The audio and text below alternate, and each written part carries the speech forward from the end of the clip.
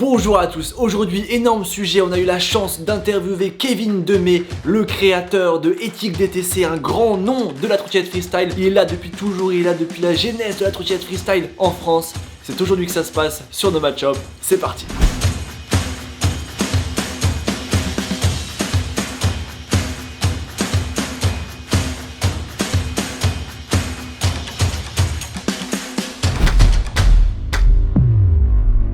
C'est Kylian pour Nomad Shop et aujourd'hui on se retrouve pour une nouvelle vidéo. Comme on vous l'a dit, on va interviewer Kevin Demey, aka Keke pour les intimes, aka pour les encore plus intimes. Bien sûr c'est bipé, faites vos recherches, vous comprendrez très vite pourquoi. Kevin, c'est un grand nom de la trottinette freestyle, c'est surtout un grand créateur, un passionné, un personnage de l'ombre qui a commencé à rider, qui a ensuite mis toutes ses connaissances, ses compétences et son génie dans la création de produits de trottinette freestyle. C'est tout simple, Kevin, c'est éthique, c'est hérétique, district, addict, versatile, il y a trop de choses, les gars, il a fait trop de choses, c'est trouver les quelques grammes à modifier, les quelques centimètres, millimètres à modifier pour rendre plus solide la pièce, plus légère, plus ergonomique, plus réactive.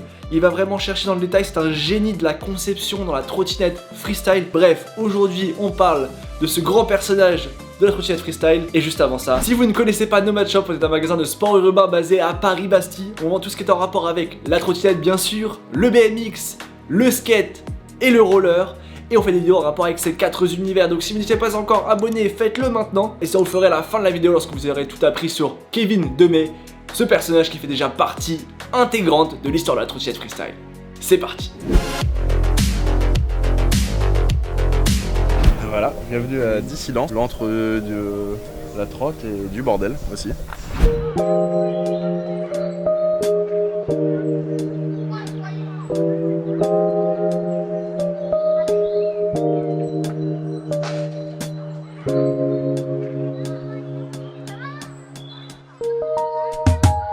Petit labyrinthe de stock, de pièces de trotte, des bureaux pour ciné, un autre bureau de série, des stocks par-ci par-là, avec des détaches. L'autre partie, c'était ici qu'on a fait pas mal de soirées à l'époque. Ouais, c'était bien quand c'est quand même. Un panier de basket, très important pour ciné sur l'entraînement tous les matins. On voit pas forcément, mais là-bas il y a une courbe qui monte jusqu'au plafond. Deuxième courbe de l'autre côté. On ne peut pas trop les utiliser. On a aussi des petits modules, des curbs, tous les cartons sont posés sur un curb qu'on peut déplacer.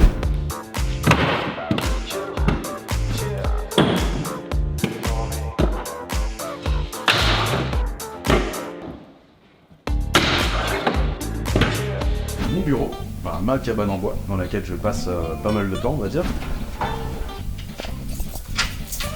La toute dernière pièce, je la fais derrière. Studio photo. Alors je l'ai conçu, et puis c'est Juju, un pote, c'est lui qui crée la marque Pro, et Guy Laurent qui me l'a fabriqué. Lui c'est un génie avec ses mains. Et ça c'est pour une de BMX, des chaînes, des moyeux de karting, enfin toutes les pièces qu'on utilise généralement de notre côté. Toi tu peux descendre un couvert, le rangé.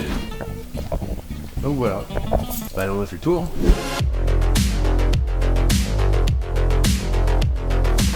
Kevin Demey, 34 ans, français, il a pratiqué la trottinette, qui pratique toujours, mais trottinette freestyle. L'un des deux fondateurs de Ethic DTC. Ouais. Ça a été lancé en 2012 et ça a commencé à être chapeauté, enfin ouais, début 2012, donc ça fait déjà un peu plus de 10 ans, 11 ans, c'est cool.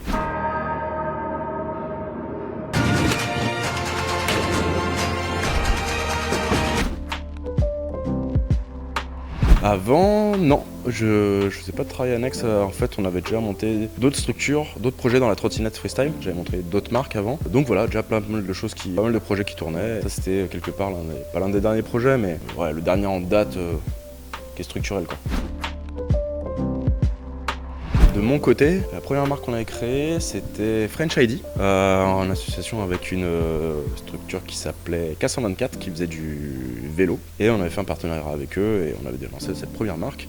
Et ensuite, suite à ça, 2 ou 3 ans plus tard, on avait lancé deux autres marques qui s'appelaient District et Addict. Enfin, dans les deux cas, la première fois, on n'était pas vraiment estimé à la hauteur de ce qu'on apportait et on faisait pas grand chose non plus. Oui, deuxième expérience, non, bah c'est pareil, ça s'est encore plus mal fini, sachant que c'était quelque chose dans lequel on avait vraiment pour le coup des responsabilités.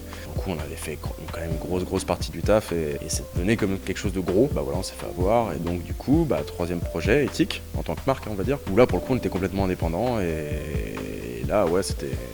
Bah, la grande différence, c'est comment on a le contrôle de ce qu'on fait, quoi. On se fait pas avoir un jour ou l'autre quelqu'un qui dit allez hop, ciao.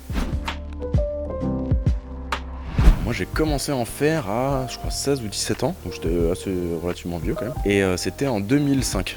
Donc pareil, j'ai pas fait partie des premiers en France, soit Balt ou Delos, ils ont commencé en 99. Moi je faisais partie un peu de ceux qui ont commencé vers la fin de la préhistoire de la trottinette.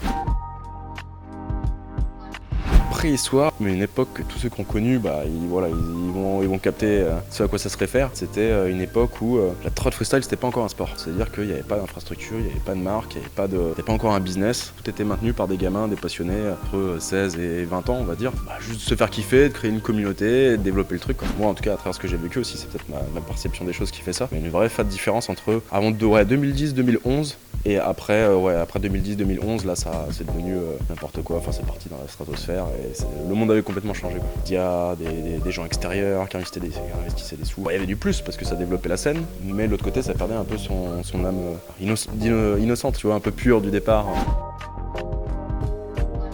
En France, les scènes principales, il y avait la scène parisienne qui était la plus grosse. Que notre force, c'était qu'à travers un forum qu'avait créé Delos, qui s'appelait Trotty Rider. À l'époque, il n'y avait pas encore Facebook, les réseaux, YouTube, tout ça. C'était un peu notre point de ralliement où on discutait. Et forcément, par rapport à d'autres scènes, comme il y a un peu de Lyon, un peu de Valence, mais c'était des petits crews. À Paris, vu que ça représente un 5e de la France en termes d'habitants, on se faisait rassemblement, on était direct une vingtaine et on a créé une communauté un peu plus soudée dès le départ.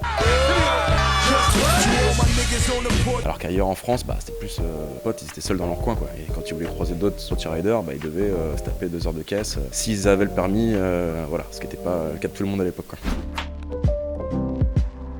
L'accueil dans les skateparks, au final, contrairement à ce qu'on pourrait penser, il était vachement positif au départ, tout du moins dans cette période de la préhistoire, on va dire, parce qu'en fait, qui que ce soit dans un skatepark, vous voyez débouler avec ça, en mode mais c'est quoi ce truc? Et dès qu'ils me voyaient faire des tricks avec, ils étaient sur le cul, ils kiffaient quoi. Enfin vraiment il y avait un vrai soutien. En tout cas pas d'animosité quoi. Et c'est plus quand on va dire on arrive sur la fin de la préhistoire de la trotte que là en fait oui effectivement ça a commencé à débarquer à 15 dans les skateparks, plein de nouvelles personnes qui connaissent pas encore les codes du rail, les codes des lignes dans les parcs et tout. Là c'est là que l'image de la trotte a commencé à partir, à souffrir de l'image du vilain petit canard, le dernier arrivé, tel qu'est le roller, peut-être 15-20 ans avant nous, on avait pris le relais quoi.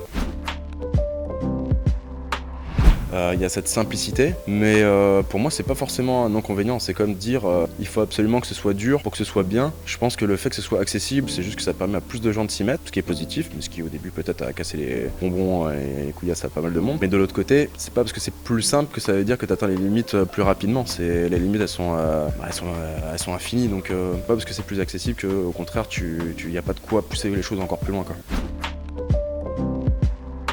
Aller à la première édition, parce que la première édition c'était le premier contest de trot freestyle au monde, c'était en 2005, moi j'y suis allé à la 3e en 2007, voilà, tu prends tes clics et tes claques, tu bouges en stop, en train, en voiture si t'as quelqu'un qui peut te déposer, les souvenirs que j'en ai c'est que c'était vachement cool quoi. C'était dans un tout petit skatepark qui à l'époque, suffisait on va dire, parce que quand on voit les tricks qu'il y a aujourd'hui, il y a 15 ans c'était absolument pas ça, à échelle on va dire humaine, ça nous suffisait amplement, on n'en touchait pas les limites quoi. Non l'ambiance c'était vraiment stylé hein. Enfin moi je regardais mon souvenir, c'était aussi l'époque où moi quelque part je m'émancipais et je découvrais la vie en mode solo avec des potes à explorer d'autres pays.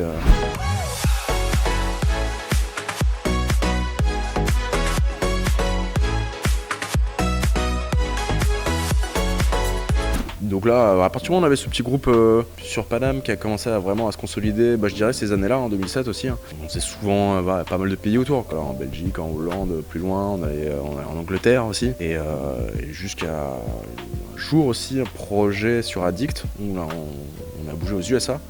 Et là, c'était la folie, quoi. Californie, pendant 3 semaines, 1 mois, juste pour filmer, clipper sur des spots légendaires. Ouais, c'était le feu, quoi. Carrément, alors là j'ai des pièces qui de... Tiens, je vais te montrer, c'est la JD Bug. Alors par chance il m'en reste une, c'est une pote qui ridait qui m'a filé la tienne. Et voilà, on roulait tous avec ça. Maintenant ça fait rire, hein, parce que c'est tout étroit, c'est fragile, c'est pas optimisé, ça fait gling dans tous les sens. Mais pour nous c'était la seule trotte qui existait, c'est celle qui était la plus solide. Nous on voyait ça, on se disait ça c'est la reine des trottes quoi. On la renforçait, on foutait une barre à l'intérieur, on mettait des boulons histoire que ça bouge plus. On scellait le système de pliage. Et puis après souvent aussi on renforçait le deck en lui-même, on mettait des équerres ici qu'on vissait, ça alourdissait un peu mais bon ça sauvait le game quoi. Et puis à l'époque les roues c'était pas comme ça, c'était des roues en plastique. Et on a eu les premières metalcore qui sont arrivées grâce à Micro Extreme. Metalcore en 2007 pareil. Donc ça a vraiment changé la donne parce que les roues plastiques, on se mâchait pour en faire 3 dans la session. Alors que les metalcore, bah, ça permet de... Voilà, au moins qu'elles tiennent plusieurs mois, 1 ou 2 mois, on était content quoi.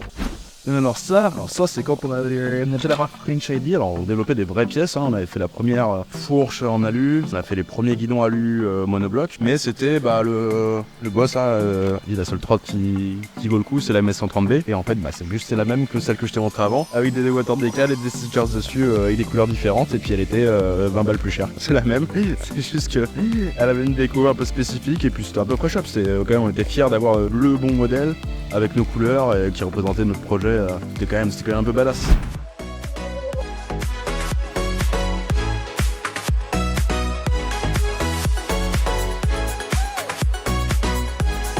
Donc c'était cool, plus avec la hauteur que c'était avant. Vas-y, on essaye, mais tu retireras si vite. Voilà. Douce. Un whip. Voilà, c'est validé, ce sera tout pour moi. À préférer, c'est forcément les Yen. Voilà, ça c'est, du coup c'est plus récent. Forcément t'entends le bruit, c'est mieux. Donc les decks sont beaucoup plus larges. Et encore, moi je suis pas très large, hein, mais c'est beaucoup plus large, c'est beaucoup plus long, le guidon est beaucoup plus haut. Et on a aussi des axes plus gros. Alors des axes en 12 mm, enfin pour ma part, sur cette strap là. Là sur un titane. 10 fois plus résistante.